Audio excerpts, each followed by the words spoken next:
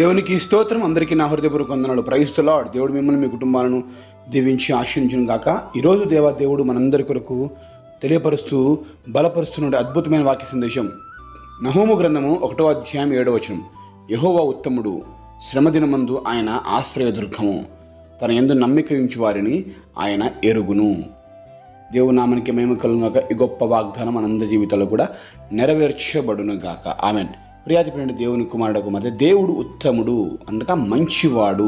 ఆయన ఉత్తమమైన వాడు, మంచివాడు. ఈ భూలోకమందు మంచి అని ఎవరిలో ఉందంటే కేవలము దేవాదేవుడిని యేసుక్రీస్తు ప్రభువులో ఉంది. ఏ మనిషిలోనైనా మంచి కనపడదు, ఎక్కడికి వెళ్ళినా మంచితనం అనేది కనపడదు. కానీ ఆ మంచితనము మంచిగా ఆ చుట్టూ ఉన్నవారు నీతో మంచిగా ఉన్నంత వరకే, మనం మంచిగా ఉన్నంత వరకే ఆ ఇతరుల నుంచి మనం మంచితనం పొందుకోగలుగుతాం. కానీ శ్రమల పాలైనప్పుడు ఎవరు వారి మంచితనాన్ని చూపించలేరు. ఇక్కడ ఏముంది? శ్రమదినమందు ఆయన ఆశ్రయదుర్గము, ఆయన ఉత్తముడు, మంచివాడు, అంటే best, perfect person, perfect god. శ్రమదినాన నువ్వు ఆయన నమ్మిన కనుక శ్రమదినమందు నిన్ను విడిచిపెట్టడు. ఆయన కష్టాల్లో ఉన్నప్పుడు, శ్రమలో ఉన్నప్పుడు కొంతమంది విడిచిపెట్టి వెళ్తూ ఉంటారు. సమస్యలు, ఇబ్బందులు ఉన్నప్పుడు కొంతమంది నాకు తెలియదని చెప్పేసి తప్పించుకొని పోతూ ఉంటారు. కానీ ప్రతి దేవుని కుమారుడు కుమార్తె, నువ్వు దేవుని నమ్మాను కనుక దేవుని నమ్మిన వారిని శ్రమదినమందు విడవక తప్పకుండా కాపాడు. ఆయన నమ్ముకున్నావా? ఆయన నమ్ముతున్నావా? అయితే నువ్వు శ్రమలో ఉన్నట్టయితే ఇప్పుడు ఒకవేళ శ్రమ వచ్చిందని చెప్పి దేవుడు విడిచిపెట్టేవాడు కాదండి. శ్రమల్లో నిన్ను ఇంకా ఆయన ఎత్తుకొని నడిపిస్తాడు. రోజు నీ ప్రక్క నుండి నడిపిస్తే శ్రమల్లో నిన్ను ఎత్తుకొని నడిపిస్తాడు.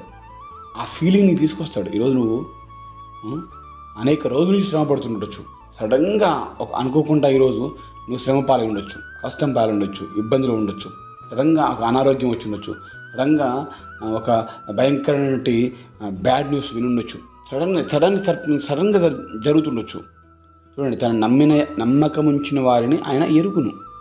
ఆయన నువ్వు నమ్మి ఉన్నావు కనుక నీకు తెలుసు, నువ్వు నన్ను ఈ సమస్య ఎన్నో తెలుసు బిడ్డ అని చెప్పేసి నీకున్న సమస్యను తీసివేస్తావు. ఎందుకంటే భూమి మీద ఉన్నటువంటి అందరూ ఆయన తెలుసు.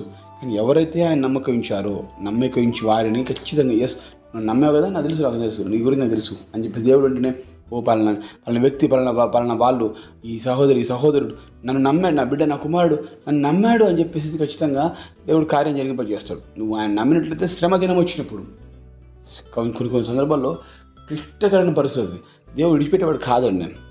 అంత క్లిష్టతరమైన బాధకరమైన పరిస్థితుల్లో ఉన్నప్పుడు విడిచిపెట్టడు, ఏమాత్రం విడిచిపెట్టాడు. ఎందుకు విడిచిపెడతాడు?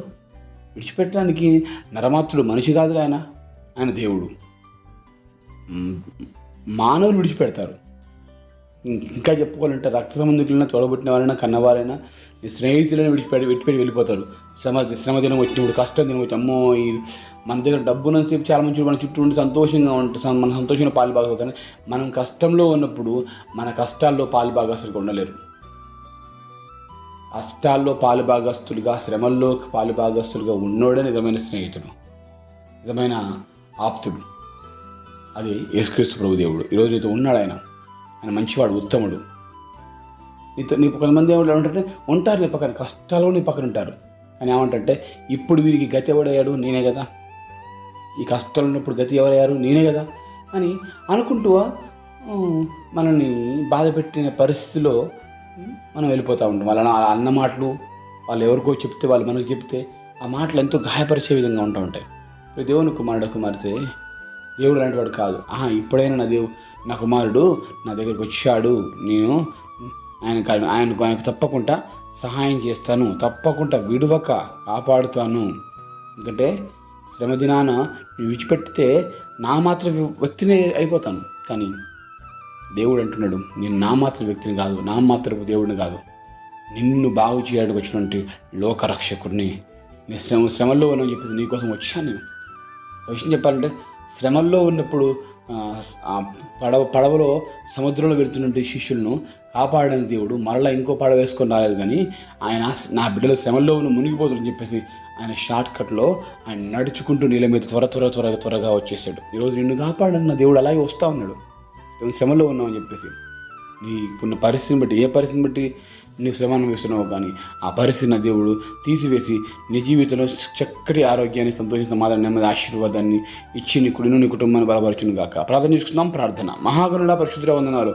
శ్రమదినం ముందు నీ ఉత్తముడు, నన్ను మమ్మల్ని తప్పకుండా కాపాడుతూ ఉంటున్నావు. నీ నమ్మిన వారిని ఎరుగుతున్నట్టున్నావు కదా ప్రభు తండ్రి. అవును తండ్రి, మేము నీ నమ్మి నీ సన్నిధికి వచ్చున్నాం, ప్రార్థన చేస్తున్నాం తండ్రి. కష్టంలో, నష్టంలో, ఇరుకులు, ఇబ్బందున మా జీవితాల్లో తండ్రి నీవే తప్పకుండా మా శ్రమలను తీసివేసి తొలగింపజేసి ఈ దినమంతయు సంతోషంతో ఈ వాగ్దానాన్ని పొందుతూ సహాయం దయచేయమని యేసు నామములో అడుగుతున్నాం తండ్రి. ఆమేన్.